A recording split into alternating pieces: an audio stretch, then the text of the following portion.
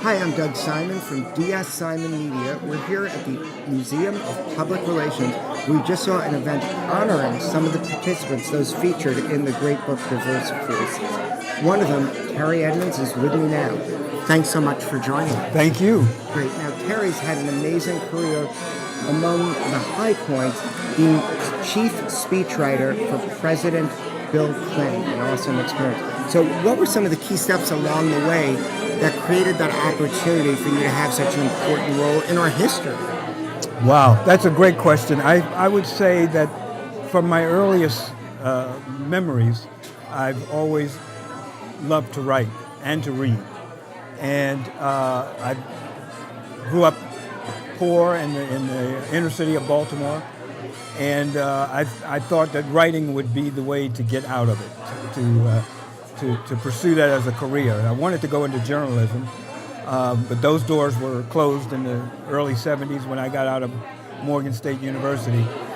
So I got into public relations work and started with a nonprofit, moved to a succession of jobs, promoting myself whenever I hit the glass ceiling, and just kept moving and believing in myself.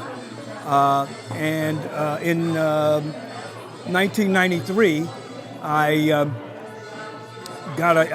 decided to send my resume to the Clinton-Gore transition team, and it popped up in the office of Donna Shalala, who was the Secretary of Health and Human Services. So I became a speechwriter for Donna Shalala in the Clinton administration, and after 2 years of that, I got recognized, and a job opened up at the White House, and I was encouraged to apply, and I did, and lo and behold, I got the job and worked my way up from being a junior speechwriter to being the chief speechwriter for Bill Clinton. Sure. One of the themes of tonight is trying to bring more people of diversity, diverse backgrounds, into the public relations industry. Given your sensibility at the top of government and those experiences, what are some things that both the companies that are trying to bring them in as well as the young people, middle people in the industry trying to grow, what are some things they need to think about to be successful? Well, the young people need to know that they can pursue their dreams, that nothing should stop them from doing that, even no matter what obstacles they face. I've faced many obstacles. I've had my ups and downs during a very lengthy career. And I think they just need to prepare themselves, to seek out mentors, to take courses that will prepare them. When I graduated from Morgan State University, there were no courses in public relations. Now there are quite a few. Get involved in organizations like PRSA.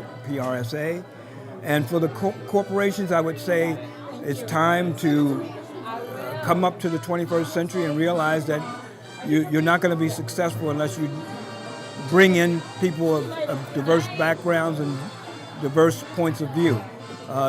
America is quickly becoming a majority-minority country, and if you want to reach out and be successful, you're going to have to become more diverse. Yeah. One of the pieces that were discussed tonight was the importance of mentorship, which is often said.